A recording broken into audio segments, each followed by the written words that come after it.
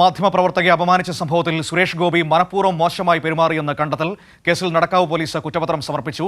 IPC 354 വകുപ്പ് കൂടി ചേർത്താണ് കുറ്റപത്രം. വിവരങ്ങളുമായി മേഘ കോഴിക്കോട് നിന്ന് ചേരുകയാണ്. മേഘ, വളരെ ഗൗരവതരമായ കണ്ടെത്തലുകളാണ് കുറ്റപത്രത്തിലുള്ളത്. മനഃപൂർവ്വം സുരേഷ് ഗോപി മാധ്യമപ്രവർത്തകയോട് മോശമായി പെരുമാറിയിരിക്കുന്നു എന്നാണ് കുറ്റപത്രത്തിൽ നിന്ന് മനസ്സിലാക്കാൻ വേണ്ടി കഴിയുന്നത്. എന്താണ് സമഗ്രമായ വിവരങ്ങൾ? മനു, മാധ്യമപ്രവർത്തകയോട് അപമര്യാദയായി പെരുമാറിയ സംഭവത്തിലാണ് സുരേഷ് ഗോപിക്കെതിരെ നിലവിൽ കുറ്റപത്രം സമർപ്പിച്ചിരിക്കുന്നത്. ജുഡീഷ്യൽ ഫസ്റ്റ് ക്ലാസ് മജിസ്ട്രേറ്റ് കോടതി 4-ലാണ് കുറ്റപത്രം സമർപ്പിച്ചിരിക്കുന്നത്.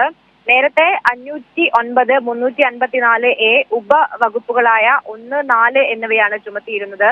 അതായത് പൊതുസ്ഥലത്ത് സ്ത്രീകളെ മനഃപൂർവ്വം അപമാനിക്കുന്നതുമായി ബന്ധപ്പെട്ട വകുപ്പുകൾ ആണിത്. നേരത്തെ ഈ കേസുമായി ബന്ധപ്പെട്ട് സുരേഷ് ഗോപിയെ ചോദ്യം ചെയ്തിരുന്നു.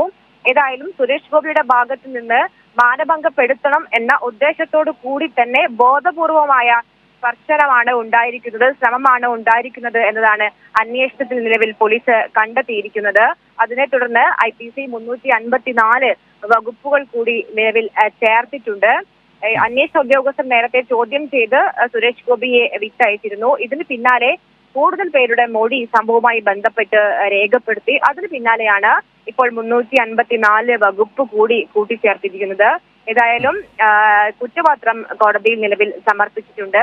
കൃത്യമായി തന്നെ നേരത്തെ ഉന്നയിച്ച വാദങ്ങളൊക്കെ തന്നെയും മാധ്യമപ്രവർത്തകർ നേരത്തെ പരാതിയിൽ പറഞ്ഞിരുന്നു തന്നെ മനഃപൂർവ്വമായി തനിക്ക് മാനഹാനി ഉണ്ടാക്കുന്ന രീതിയിൽ പെരുമാറിയെന്ന്. അതുൾപ്പെടെ കൃത്യമാണ് എന്നാണ് നിലവിൽ അന്വേഷണത്തിലൂടെ ബോധ്യപ്പെട്ടിരിക്കുന്നത്. ഇതേ തുടർന്നാണ് ഈ 354 വകുപ്പ് കൂടി നിലവിൽ ചേർത്തിരിക്കുന്നത്. മനു, ശരി. മേഘ കോഴിക്കോട് നിന്ന് വിവരങ്ങൾ നൽകിയത്. മാധ്യമപ്രവർത്തകയെ അപമാനിച്ച സംഭവത്തിൽ സുരേഷ് ഗോപി മനഃപൂർവ്വം മോശമായി പെരുമാറിയെന്ന് കണ്ടെത്തൽ. കേസിൽ നടക്കാവ് പോലീസ് കുറ്റപത്രം സമർപ്പിച്ചിരിക്കുകയാണ്. IPC 354 വകുപ്പ് കൂടി ചേർത്താണ് കുറ്റപത്രം. വിവരങ്ങളാണ് മേഘ നൽകിയത്.